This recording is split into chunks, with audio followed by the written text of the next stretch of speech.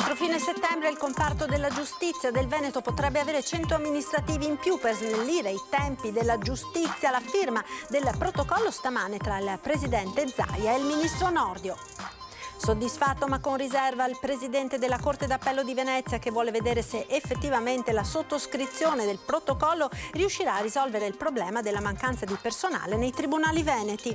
Oltre 9.000 firme dei veneti depositate in Consiglio regionale per la proposta di legge sul suicidio assistito. Sono contento, le parole del vicentino Stefano Geller, primo in Veneto a ottenere il via libera. Meno di una settimana da neosegretario veneto della Lega Alberto Stefani fa il punto sulle polemiche ancora aperte dopo il congresso. Intervista questa sera a Focus. Incidenti in laguna ieri sera verso le 21. Un marchino con 5 persone a bordo si è scontrato contro una bricola. Una persona è finita in acqua ed è stata portata al pronto soccorso. I carretti dei portabagagli non potrebbero attraversare il ponte della Costituzione, ma il divieto non è rispettato ed il caso approda in comune con un'interrogazione presentata da Cecilia Tonona. E a Venezia in 5.000 sfidano pioggia e probabile acqua alta per assistere al primo dei 3 concerti di Laura Pausini in piazza San Marco. Tutto pronto per l'evento di stasera.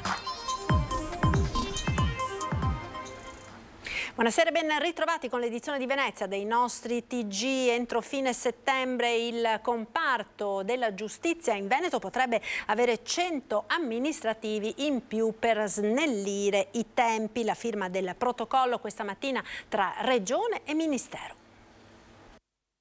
Il presidente Zaia e il ministro della giustizia Nordio hanno firmato questa mattina a Palazzo Balbi un protocollo che permetterà alla magistratura veneta di reperire in breve tempo il personale amministrativo di cui c'è enorme carenza, come viene denunciato da tempo, e che in parte è causa del rallentamento dei processi. Poiché i problemi di lunga data non si risolvono con colpi di bacchetta magica, dobbiamo servirci di tutte le risorse disponibili per poter rimediare a queste criticità. Un protocollo primo in Italia nel suo genere, con l'obiettivo di essere esteso anche alle altre regioni. È l'occasione per dare soluzione a un problema che è grave, che è quella della mancanza di organico.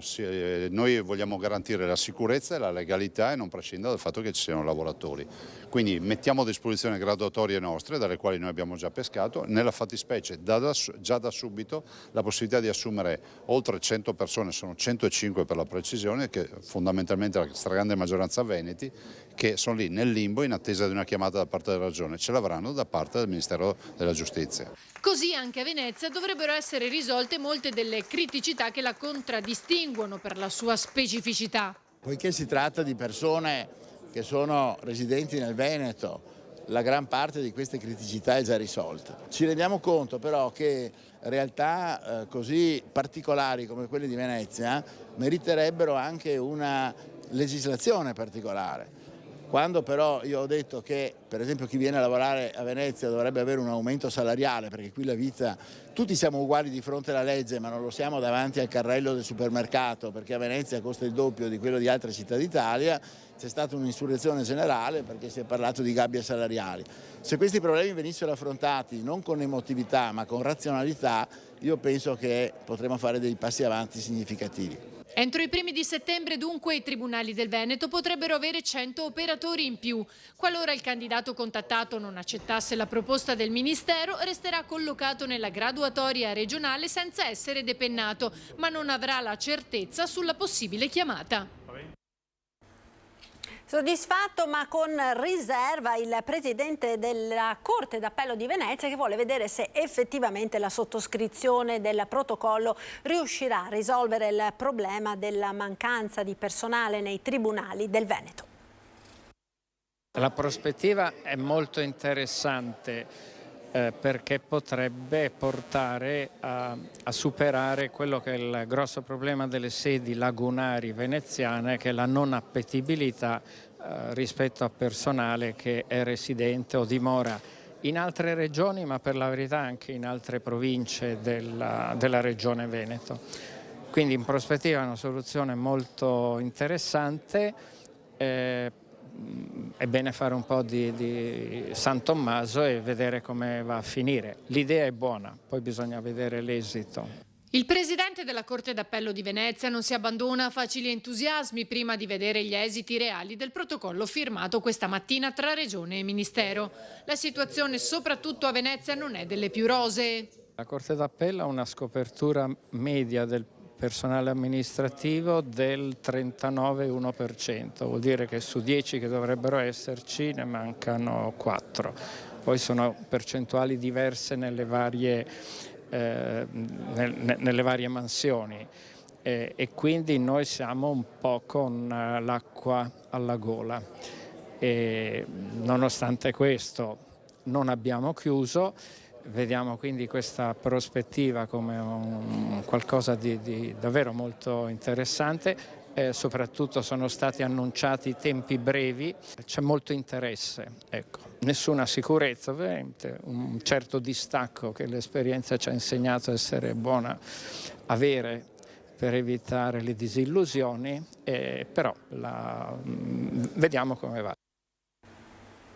E sono state consegnate questa mattina in Regione le oltre 9.000 firme raccolte in Veneto in questi mesi per una proposta di legge regionale sul suicidio assistito per persone con malattie gravissime e inguaribili. Sono molto contento del risultato che abbiamo ottenuto in Veneto. Affetto da distrofia muscolare, Stefano Galler di Cassola è stato il primo veneto ad ottenere pareri favorevoli alla procedura per il suicidio medicalmente assistito. Questa mattina era anche lui a Venezia, assieme agli attivisti della campagna Liberi Subito, a depositare le migliaia di firme raccolte in Veneto a sostegno di una proposta di legge dell'associazione Luca Coscioni per regolamentare l'aiuto medico alla morte volontaria. Abbiamo cominciato a raccogliere le firme il 4 di febbraio di quest'anno e il 16 aprile avevamo raggiunto la 7.000ª firma, solo firme dai banchetti.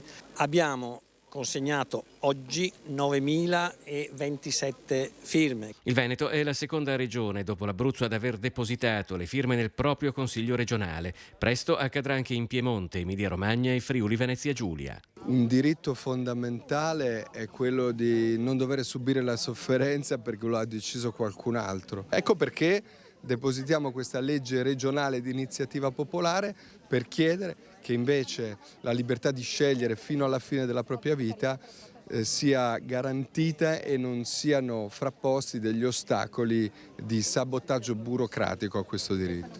Dopo la verifica di conformità delle firme all'ufficio di presidenza del Consiglio regionale, la presentazione e discussione in quinta commissione consiliare darà accesso alla votazione in Consiglio. Io mi sto battendo da tempo e da mesi affinché l'Aula si esprima per il sì. I cittadini veneti si sono espressi con 9.000 firme e io credo che la maggioranza dei veneti abbia voglia di avere una norma che gli permette di scegliere liberamente sul proprio fine vita, quindi se poter morire con dignità. Sono sicuro che il Consiglio risponderà in maniera positiva che i veneti hanno bisogno del Consiglio.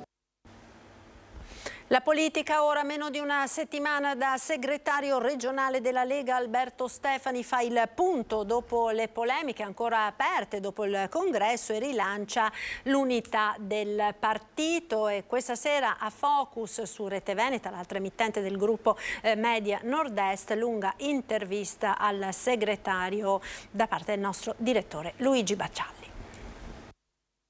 Abbiamo in previsione ad ottobre di organizzare una grande festa della Lega regionale e di lanciare la campagna elettorale dell'anno prossimo. Il ritorno della festa regionale della Lega per compattare un partito ancora fortemente diviso e l'avvio della corsa per affrontare le sfide del 2024 dalle europee alle comunali e forse anche le provinciali. Una settimana da segretario regionale del Carroccio e per Alberto Stefani l'agenda è già fittissima.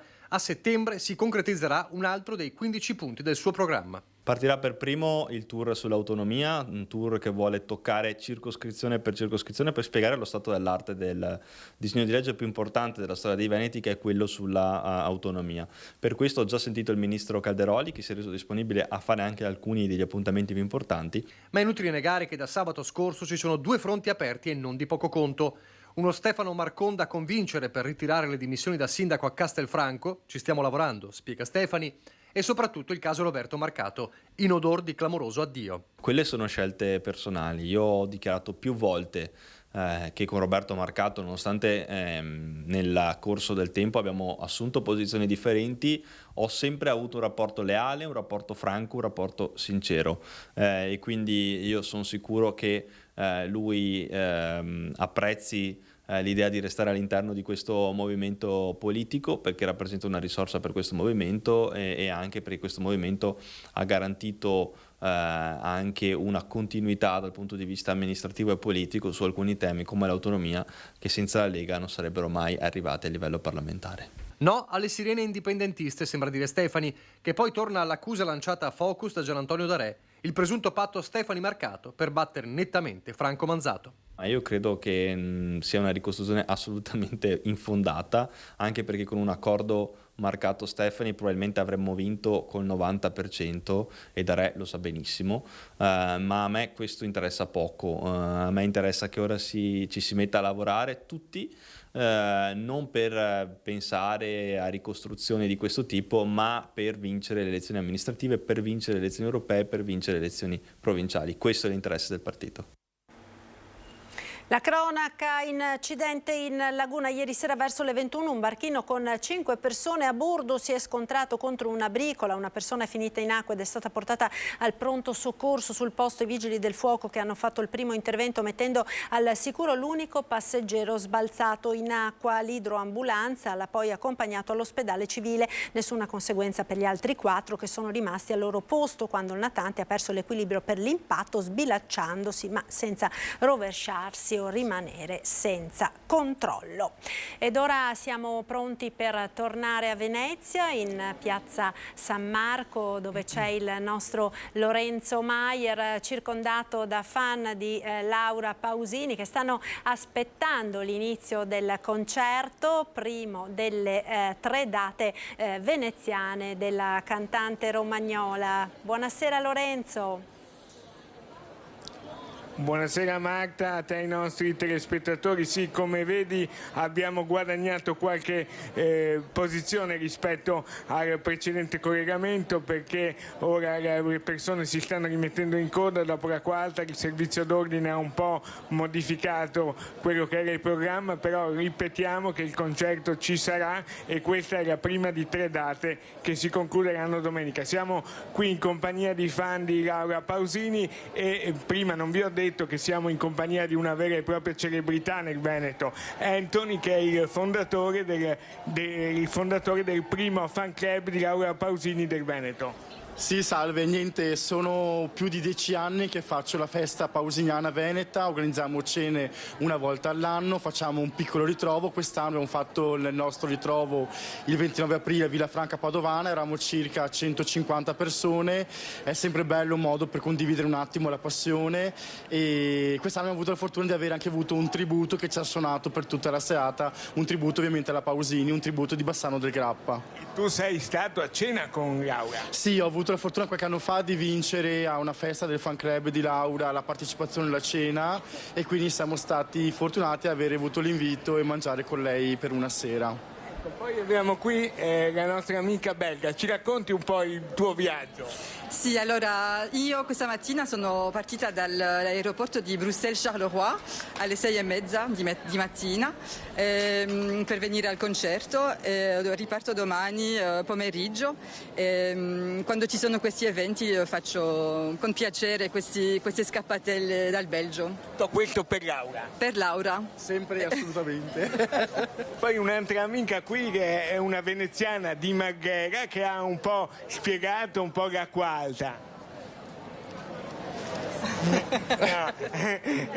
No, è un po' emozionata, comunque ha detto a tutti, appunto ci sono i venditori ambulanti che qui stanno facendo affari d'oro per i calzari, perché l'acqua alta sta salendo, comunque il concerto ci sarà, questa è la cosa più importante, c'è un grandissimo entusiasmo e si vede come Laura sia una cantante amatissima, quindi se non abbiamo domande ti saluterei con un saluto dei ragazzi qui per Laura.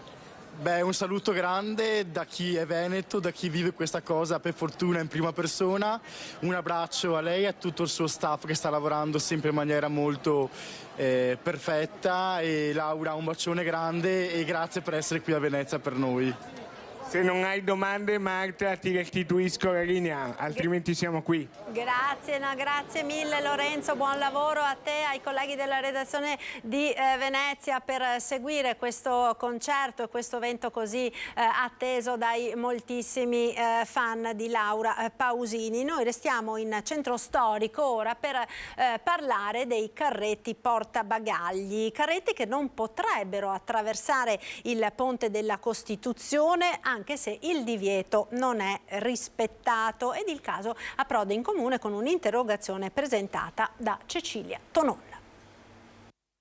Ci sono moltissimi trasportatori di bagagli che con i loro carretti attraversano il ponte portando le valigie dei turisti, delle persone che si rivolgono a loro. Non ho idea delle tariffe richieste, ma questa cosa è vietata dai regolamenti urbani e viene invece svolta pacificamente. La consigliera di Venezia e Tua Cecilia Tonon ha presentato un'interrogazione in comune in cui chiede di far rispettare l'ordinanza che disciplina la circolazione sul Ponte della Costituzione, quarto ponte sul Canal Grande e primo possibile ponte da attraversare per chi arriva a Venezia da quella sempre più caotica porta d'ingresso che è Piazzale Roma.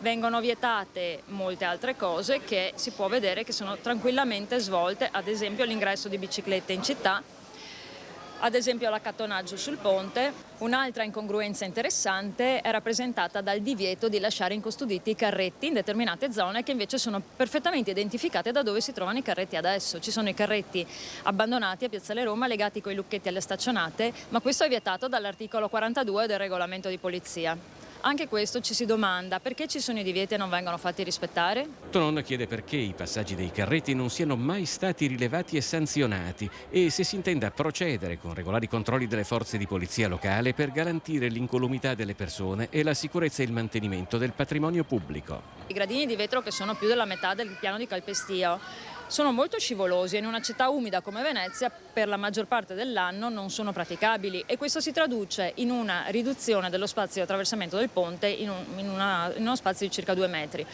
Ora, se noi consideriamo che in quei 2 metri devono passare i turisti, pendolari, cittadini in entrambi i sensi, eppure i carretti dei portabagagli, la situazione è chiaramente ingestibile e ci si chiede: coerente o non coerente questo divieto? Questo divieto c'è ed è in vigore, perché non viene fatto rispettare?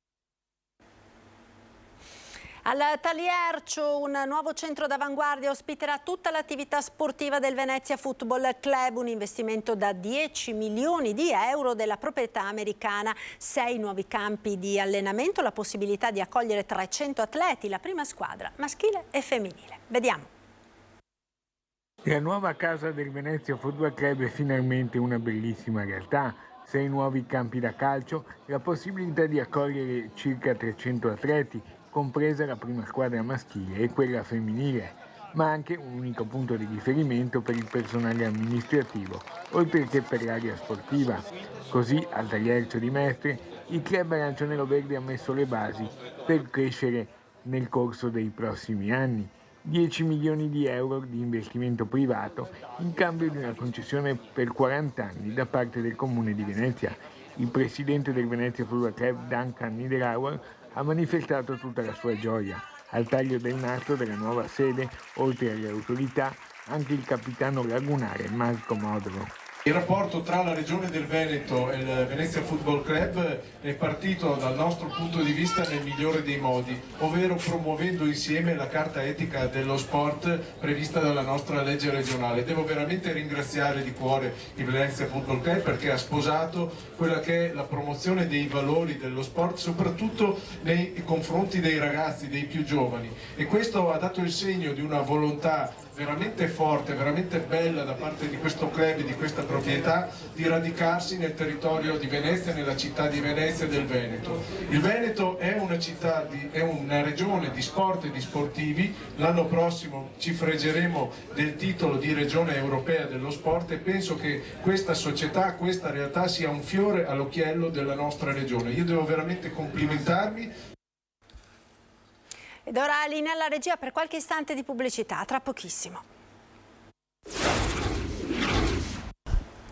E rieccoci in diretta con l'edizione di Venezia dei nostri telegiornali. Parliamo ora del maltempo, l'abbiamo visto poco fa nel collegamento da Venezia, acqua alta in centro storico, ma in tutta la regione è previsto il passaggio di una perturbazione che porterà maltempo, tanto che la Protezione Civile regionale del Veneto ha emesso un avviso di stato d'attenzione dal pomeriggio di oggi fino alla mezzanotte di domani. Tempo instabile, a tratti perturbato, con rovesci e temporali da locali a sparsi e con possibili fenomeni localmente anche intensi, con forti rovesci, forti raffiche di vento e locali grandinate. Vediamo quindi nel dettaglio con il nostro meteo quelle che sono le previsioni del tempo per le prossime ore sul Triveneto. Io vi ringrazio per essere stati con noi e vi auguro una buona serata. Arrivederci. Il meteo.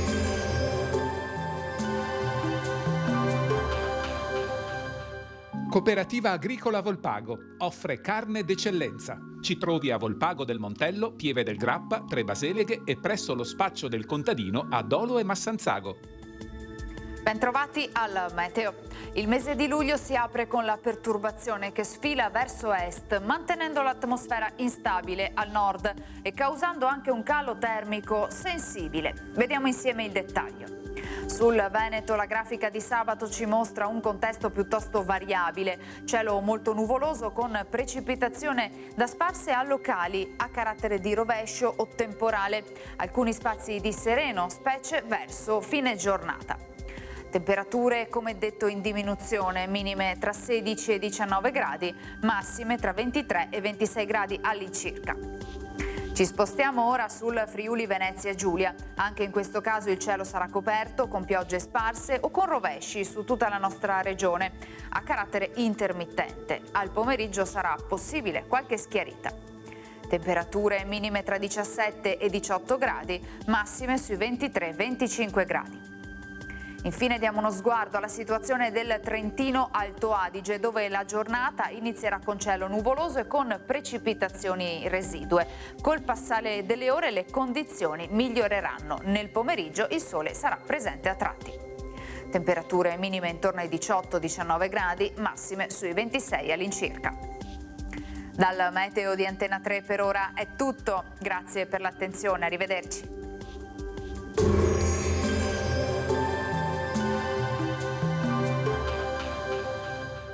Cooperativa Agricola Volpago offre carne d'eccellenza. Ci trovi a Volpago del Montello, Pieve del Grappa, Tre Baseleghe e presso lo spaccio del contadino a Dolo e Massanzago.